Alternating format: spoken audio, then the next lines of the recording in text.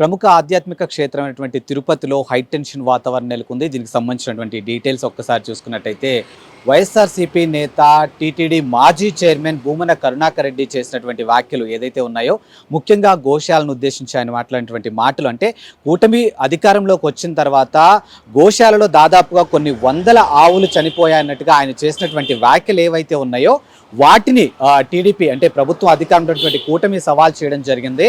So నిజంగా గోశాలలో ఇన్ని ఆవులు చనిపోయినట్టు మీ దగ్గర ఆధారాలు ఉంటే ఆధారాలతో ఈరోజు మీరు గోశాలకు రావాలన్నట్టుగా భూమన కరుణాకర్ రెడ్డికి కూటమికిలో ఉన్నటువంటి నేతలు సవాల్ చేయడం జరిగింది. సో ఆ సవాల్ని స్వీకరించినటువంటి వైఎస్ జగన్మోహన్ రెడ్డి తమ పార్టీకి సంబంధించినటువంటి నేతలందరినీ కూడా అలర్ట్ చేయడం జరిగింది.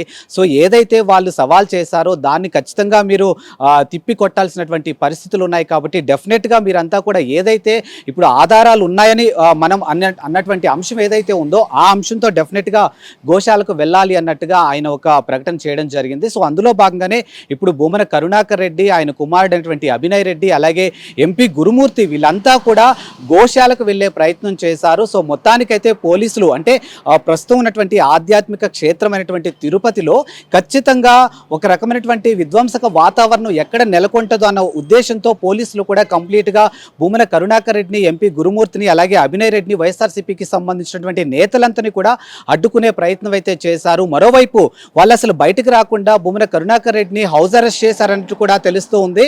బట్ పోలీసులు కూడా ఎక్కడ మేము ఎవరిని ఎలాంటి హౌస్ అరెస్ట్ చేయలేదు అన్నట్టుగా వారు కూడా ప్రకటన అయితే విడుదల దానికి సంబంధించినటువంటి అంశాలు వాళ్ళు కూడా చెప్పడం జరిగింది.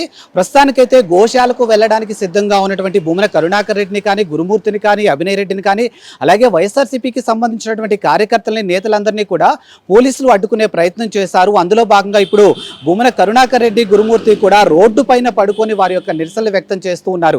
కేవలం అంటే గోశాలలో ఇన్ని ఆవులు చనిపోయాయని వీరు ఏదైతే ప్రకటన చేశారో అందులో భాగంగానే, అంటే ఆ ప్రకటనలో భాగంగానే ఖచ్చితంగా చనిపోయాయి అని ప్రూఫ్ మా దగ్గర ఉంది కాబట్టి దాని ఆధారంగానే మేము అక్కడికి రావడానికి సిద్ధంగా ఉన్నామన్నట్టుగా వైఎస్ఆర్సీపీకి సంబంధించినటువంటి నేతలంతా కూడా ఆ అంశాన్ని బహిర్గతంగా చెప్తున్నప్పటికీ కూడా ఖచ్చితంగా అటు కూటమికి సంబంధించినటువంటి ఆ నేతలు కానీ, ఇటు వైఎస్ఆర్సీపీకి సంబంధించినటువంటి నేతలంతా కూడా ఒక్క చోటికి వస్తే మాత్రానికి అక్కడ ఎలాంటి వాతావరణం ఏర్పడే పరిస్థితులు ఉన్నాయో గమనించినటువంటి పోలీసులు ముందుగానే వైఎస్ఆర్సీపీకి సంబంధించినటువంటి వీళ్ళందరినీ కూడా అడ్డుకునే ప్రయత్నం అయితే చేశారు. ప్రస్తుతానికైతే తిరుపతిలో ఉన్నటువంటి పద్మావతి పురంలో ఉన్నటువంటి భూమన కరుణాకర్ రెడ్డి నివాసం వద్ద అయితే ఒక రకమైనటువంటి హై టెన్షన్ వాతావరణం అయితే మనకి ఇక్కడ కనిపిస్తోంది.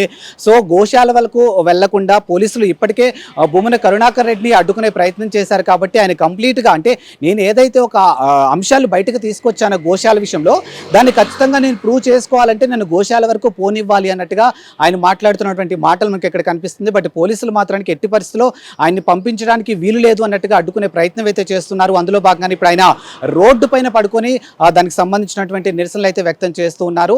ఎట్టి పరిస్థితుల్లో మొత్తానికైతే తిరుమల తిరుపతి దేవస్థానంలో తిరుమల తిరుపతికి సంబంధించినటువంటి అక్కడ మాత్రానికి ఒక రకమైనటువంటి హై టెన్షన్ వాతావరణం అయితే కనిపిస్తుంది. చూద్దాం మరి ఈ అంశం మీద ఇప్పుడు వైఎస్ఆర్సీపీ వాళ్ళు నెక్స్ట్ ఏ విధంగా తీసుకోబోతున్నారంటే, ఏ అంశం మీద అయితే వీళ్ళు ఒక రకమైనటువంటి ఆరోపణలు కానీ, లేకపోతే ఏ అంశం మీద గోశాల విషయంలో భూమన కరుణాకర్ రెడ్డి మాట్లాడినటువంటి మాటలు ఏవైతే ఉన్నాయో వాటిపైన ఇప్పుడు టీడీపీకి సంబంధించిన వాళ్ళు కానీ, కూటమికి సంబంధించినటువంటి నేతలు రెస్పాండ్ అయినటువంటి తీరుకి వాదనలు, ప్రతివాదనలు, కౌంటర్లు, ప్రతి కౌంటర్లు మనం చూస్తూనే ఉన్నాం.